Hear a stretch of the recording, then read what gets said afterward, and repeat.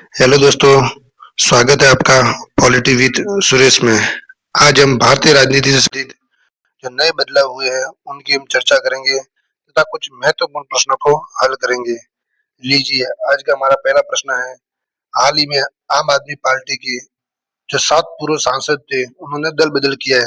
राघव चड्ढा के नेतृत्व में आम आदमी पार्टी को छोड़कर बीजेपी पार्टी को ज्वाइन किया है। तो ये किस अनुसूची के अंतर्गत है? तो ये है हमारी 10वीं अनुसूची के अंतर्गत। 52वां संविधान 1985 में के अंतर्गत कहा गया है कि यदि 2/3 सांसद यदि दल बदल करते हैं तो उनकी सदस्यता रद्द नहीं होगी। 7वीं अनुसूची में शक्तियों का बंटवारा किया गया है। संघ सूची, राज्य सूची और समवर्ती सूची के अंतर्गत। 8वीं अनुसूची भाषा को दर्शाती है। पहले हमारे संविधान के अंतर्गत टोटल 14 भाषा थी। वर्तमान में 8 जोड़कर कुल 22 भाषा है। 9वीं अनुसूची भूमि सुधार से संबंधित है। भूमि सुधार ये अनुसूची पहला संविधान संशोधन 1951 के द्वारा जोड़ी गई। दूसरा प्रश्न, हाल ही में सुप्रीम कोर्ट ने किस अनुच्छेद के तहत पीरियड्स हेल्थ को फंडामेंटल राइट घोषित किया है? तो ये अनुच्छेद 1921 के तहत पीरियड्स हेल्थ को फंडामेंटल राइट घोषित किया है। अनुच्छेद 15 के अंतर्गत कहा गया है, धर्म, जाति, लिंग, जन्म स्थान के आधार पर किसी के साथ भेदभाव नहीं किया जाएगा। अनुच्छेद 17 के तहत कहा गया है, अस्पृश्यता एवं छुआछूत का अंत। अनुच्छेद 19 के अंतर्गत हमारी 6 मौलिक स्वतंत्रताएं दी हुई है। नेक्स्ट प्रश्न, हाल ही में केंद्रीय मंत्रिमंडल ने संविधान के किस अनुच्छेद के तहत केरल के नए नाम को मंजूरी दी है? अनुच्छेद 3 के अंतर्गत केरल के नए नाम को मंजूरी दी है। केरल का नया नाम हो गया केरलम।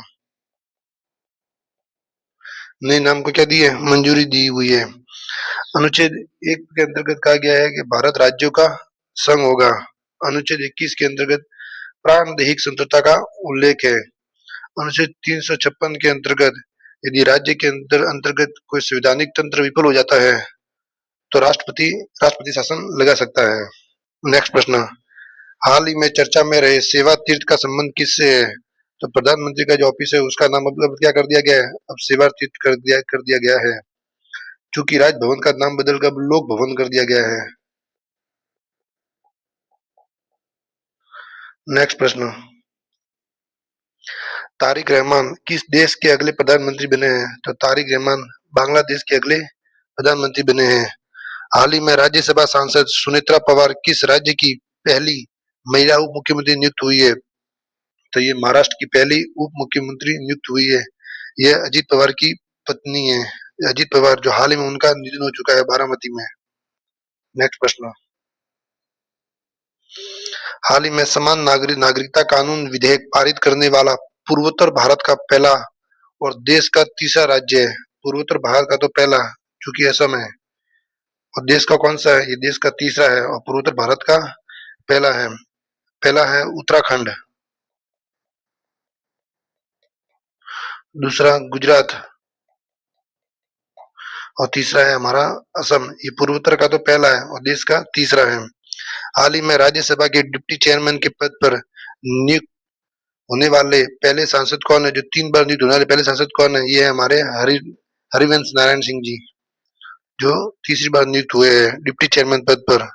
नेक्स्ट प्रश्न, हाल ही में नारी शक्ति वंदन अधिनियम किस संविधान संशोधन अधिनियम के तहत लागू हुआ है? नारी शक्ति जो वंदन है ये 106वां संविधान संशोधन के अंतर्गत लागू हुआ है। 103वां संविधान संशोधन के अंतर्गत कहा गया है, इसके अंतर्गत ईडब्ल्यूएस को 10% का आरक्षण दिया गया है। 104वें संविधान संशोधन के अंतर्गत ST/SC का जो आरक्षण था उसको अब 10 वर्ष के लिए और बढ़ा दिया गया है। इसका अब 2030 तक को बढ़ा दिया गया है 10 वर्ष के लिए ST/SC आरक्षण को। और 105वां संविधान संशोधन SBC और OBC के लिए था। नेक्स्ट प्रश्न, हाल ही में केंद्र सरकार ने सुप्रीम कोर्ट के जजों की संख्या कितनी निर्धारित करने के लिए प्रस्ताव पेश किया है? तो ये है 37। एक मुख्य न्यायाधीश, 37 अन्य न्यायाधीश के लिए, क्योंकि 28 जनवरी 1950 को एक मुख्य न्यायाधीश और 7 अन्य न्यायाधीश थे। राइट ऑप्शन हमारा बी 37। नेक्स्ट प्रश्न, हाल ही में भारत की जनगणना 2027 में भारत के प्रथम नागरिक के रूप में नियुक्त सबसे पहले किसकी गणना हुई है? तो ये हमारे हुई है राष्ट्रपति जी की। राष्ट्रपति है द्रौपदी मुर्मू जी। हाल ही में कर्नाटक के मुख्यमंत्री पद पर किसे चुना गया है? तो ये कर्नाटक का मुख्यमंत्री पद पर डी के शिव कुमार को चुना गया था। इससे पहले सिद्धारमैया जी थे। नेक्स्ट प्रश्न, हमारे प्रश्न पूरे हो चुके हैं। प्लीज चैनल को लाइक करें और सब्सक्राइब करें। धन्यवाद।